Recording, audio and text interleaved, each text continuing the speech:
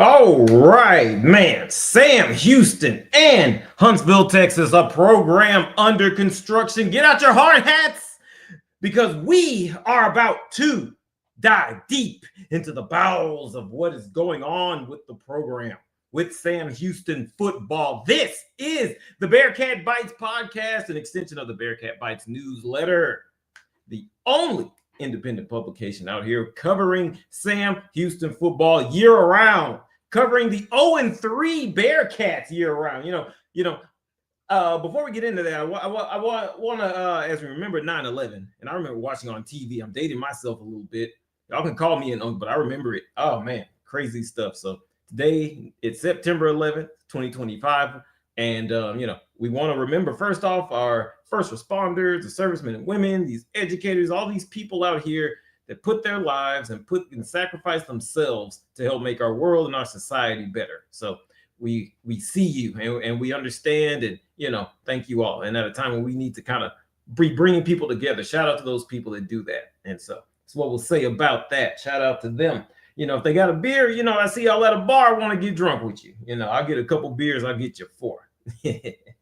All right. So Sam Houston, as we jump right into it, a program under construction. Sam Houston football. What is going on? Right now they're 0-3. And by the way, you can look in the links in the description. You can read more and see quotes about everything that we talk about here.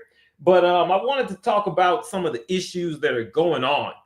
There's just a lot of confusion. There's just a lot of bad things. There's not a lot of great vibes in specific segments of the Sam Houston roster and football team right now.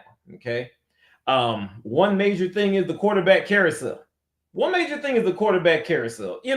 And to me, and you can go back in our newsletter, this is why we talked about it. Remember, some of y'all have been here since we started. You all remember when I said, well, if they're going to go with a new coach, they're going to have to probably cut bait with Hunter Watson. And again, this isn't the Hunter Watson platform or any of that, but it's clinically looking at it. When I started covering college football back in like 2010, 2011, that was one of the toughest things for me to comprehend. It's like, well, this guy's been here. The coach can just come in and say, well, I want the new guy. Well, yeah, if they so choose. And sometimes you have to, because, that person's not going to be successful with what it is that you're trying to do. You're the new instructor. You're the new person in charge. And for you to do it the way that you feel needs to be done, you really got to take a look at your quarterbacks. And so that's why I said that, Phil Longo last week, he was looking into the future. He had Mabry Metoyer and Landon Locke there in Hawaii. That was what he wants to see. That's what he wants as his ideal quarterback room. It's kind of what he wants. DJ Bailey's still there as well. And I hear a few calls for DJ Bailey, by the way. Just sources just are saying he's not ready. And just, me going on my trusted ears and eyes and things like that, they've said that wouldn't be the first state champion to not quite be ready, to not quite pan out like that. The college game is just a lot different. So there's that. There is that. So, but it's fair to have your opinion, right? But that's the main thing is the youth movement was needed at quarterback.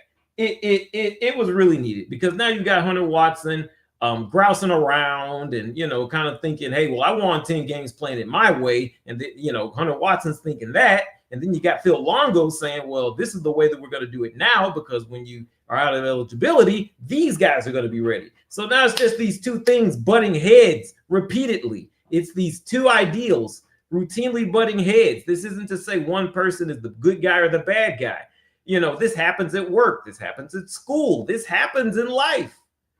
This happens, when you're married, when you're in relationships, things like that, because these are two different people. These are two different things, And so, and I say that to say that, nobody's the bad guy here. But in this case, when I look at it clinically, when Casey Keeler left, it would have been an ideal time to cut bait. I'm not sure. I wonder why Casey Keeler didn't want Hunter Watson. I found that interesting. I mean, this is the guy that pretty much got Temple's attention. We heard the story about the guys from Philadelphia came all the way to Huntsville to talk to Keeler. And it was because largely of a lot of what Hunter Watson had done. I find it interesting that KC Keeler did not, offer Hunter Watson. I'm not sure what happened there. I don't really have sources for that. I don't really have that, but I just find it interesting that for whatever reason, he is not there. I find that a little interesting, because now, he's here with this new regime and all of this, and it's easier on the other guys. They want to catch the football. They want to get open. The running backs, they're going to eat. It's like, the defense, the few guys who were there from the past couple of years, Emon Allen and guys like that, they're playing in a defense where they can eat. The only really odd person out in a lot of this is Hunter Watson. And it's unfortunate. And you see this, this isn't unique to him. It's endemic around a lot of college football. It just doesn't get reported or highlighted a lot. So he's kind of in the blender there a little bit. What do y'all think about that? Go ahead and sound off on that. All right. Because for me, now is the perfect time to get Matoyer, to get Landon Locke, to get these guys time. Because, we've talked about how bad the Sam Houston attendance is going to be.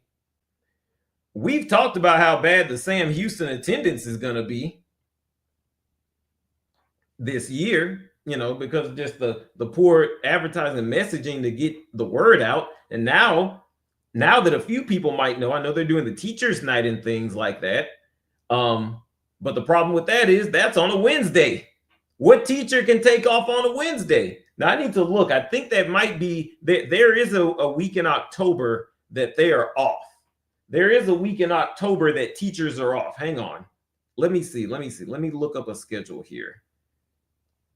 Because I believe I may have Sam Houston may have fumbled the ball one more time.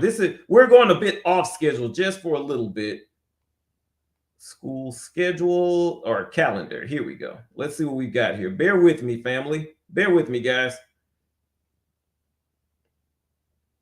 See, that's a problem. Well, you got back to back. Well, I think the teacher's night is Jack State. I think the teacher's night for Sam Houston is Jack State. And if it's Jack State, a lot of teachers aren't off that week. They're off the following week. Let me see what I got. Bear with me, guys. Bear with me. We're doing some live reporting.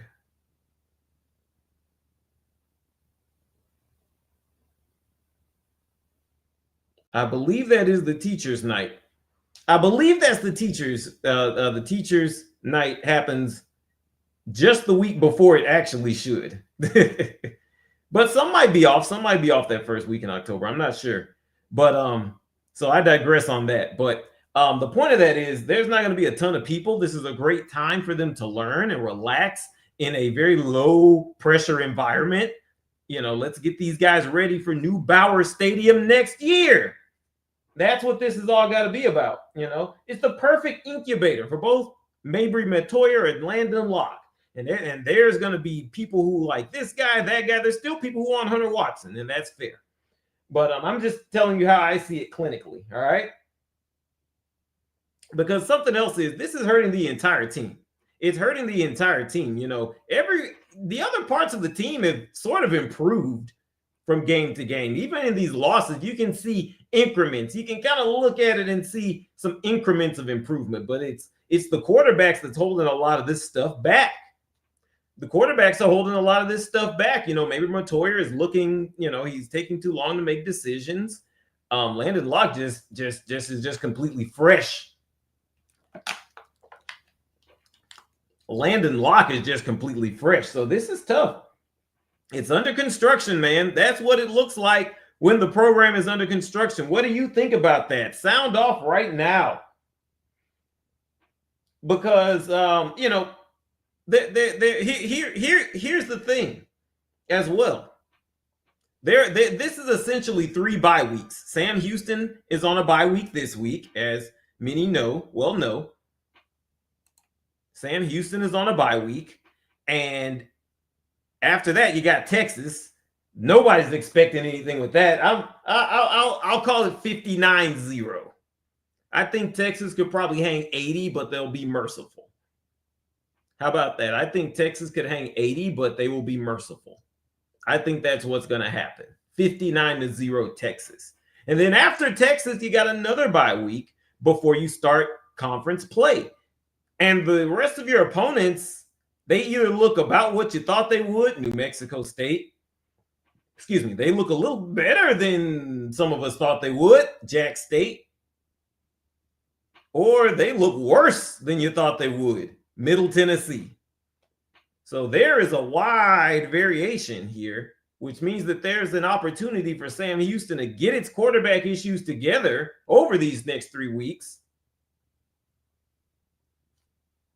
and figure out what's going on, you know? But yeah, Texas is basically a bye week too. That's another time to figure stuff out. Bearkat fans, y'all ain't even going there for the game. Y'all just going in there to look at DKR Stadium.